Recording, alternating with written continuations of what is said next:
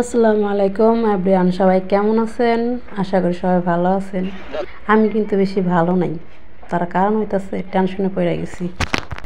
আপনাদের মনে আবার প্রশ্ন জাগতে পারে কিসের টেনশনে পড়ছি, সেটাও আপনাদের মাঝে বলতেছি যে আমি কি টেনশনে ভুগতেছি।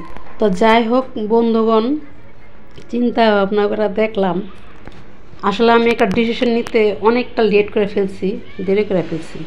তো যাই হোক বন্ধুগণ, কলিজার ভাই ও বোনেরা, ফাইনাল সিদ্ধান্ত এবার নিয়ে হালাইছি যে এইবার শীতে আমি পিঠা বিক্রি করুম ইনশাল্লাহ।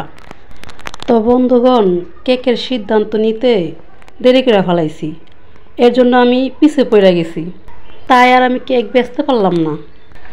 আর তার জন্যই আমি সিদ্ধান্ত নিয়েছি এই শীতে আমি পিঠার ব্যবসা করুম।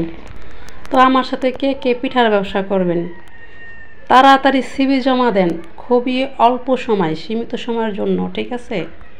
বন্ধুগণ, আমার মনে একটা দুঃখ কি জানেন, যে কেকের সিদ্ধান্ত তৈরি করে ফেলছি দেখে কেক বিক্রি করে ভাইরাল হতে পারিনি। তাই যদি আল্লাহ বাঁচায় রাখে এইবার শীত আসতে না আসতে আমি পিঠার ব্যবসা শুরু করি।